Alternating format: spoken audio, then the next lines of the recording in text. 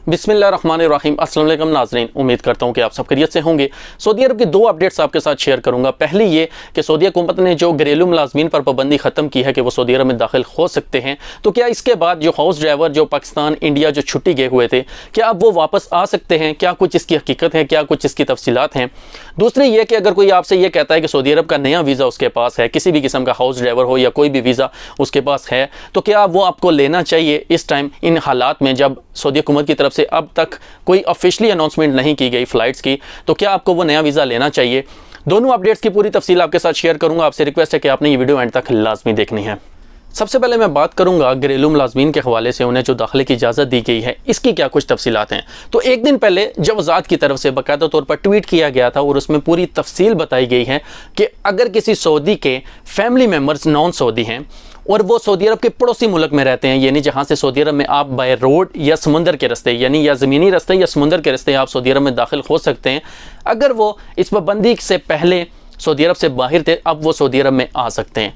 Shortcut अगर मैं आपको ये बताऊं कि अगर कोई सऊदी नेशनलिटी होल्डर, अगर कोई लड़का है, अगर उसने अपनी पड़ोसी मुल्क की किसी लड़की के साथ शादी की हुई है, उनके बच्चे हैं, उनके जो घरेलू मुलाजमीन हैं, अगर वो इस पाबंदी से पहले सऊदी अरब से बाहर थे और अब वो सऊदी अरब में बाय रोड या समुंदर के रास्ते, यानी या ज़मीनी रास्ते या समुंदर के रास्ते सऊदी अरब में दाखिल हो सकते हैं, तो वो वापस आ सकते हैं। उनके साथ उनके घर के जो मुलाजमीन हैं, अगर वो गए हुए थे, जो खादिम होते हैं, अगर वो गए हुए थे, तो अब वो भी वापस आ सकते हैं। और उसका पूरा प्रोसीजर बताया गया है कि आपको टेस्ट करवाना पड़ेगा और वो टेस्ट जो है वो 48 घंटे से ज़्यादा पुराना नहीं होना चाहिए। पूरी तफसील बताई गई है और वो वापस आ सकते हैं। कहीं पर भी ये नहीं बताया गया कि हवाई रास्ते से वो वापस आ सकते हैं, ज़मीनी रास्ते से या समुद्री रास्ते से वो वापस आ सकते हैं।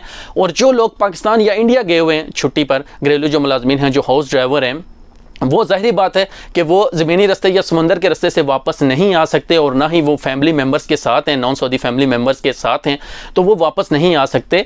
लिहाजा ये जो सिर्फ ऐलान है घरेलू मुलाजमीन के लिए, जो उनके साथ हैं और पड़ोसी मुल्क में फैमिली मेम्बर्स के साथ, सिर्फ वहीं वापस आ सकते हैं। दूसरी अपडेट नए वीज़े से मुतल्लिक, जैसा कि आपको पता है कि इंशाल्लाह अब आने वाले दिनों में किसी भी वक्त जो है वो इंटरनेशनल फ़्लाइट्स का ऐलान हो सकता है। इंशाल्लाह बहुत जल्द ऐलान हो जाएगा।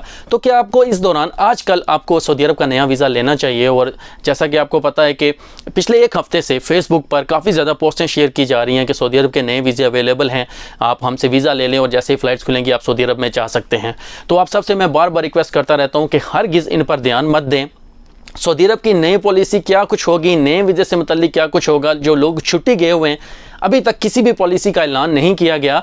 तो आप सबसे रिक्वेस्ट है कि पाकिस्तान के जो हालात हैं आप सब बेहतर जानते हैं, और जो लोग छुट्टी गए हुए हैं आजकल, वो सिर्फ इसी उम्मीद में हैं कि जल्द ही इंटरनेशनल फ़्लाइट्स का ऐलान हो और वो सऊदी अरब में वापस आ सकें, क्योंकि लोगों के हालात दिन ब दिन ख़राब होते जा रहे हैं। लोग जो है वो, कुछ तो ऐसे लोग हैं जो उधार लेने पर मजबूर हो चुके हैं। तो आप सबसे रिक्वेस्ट है कि ऐसे नज़रबाजों से, धोखेबाजों से बच के रहें।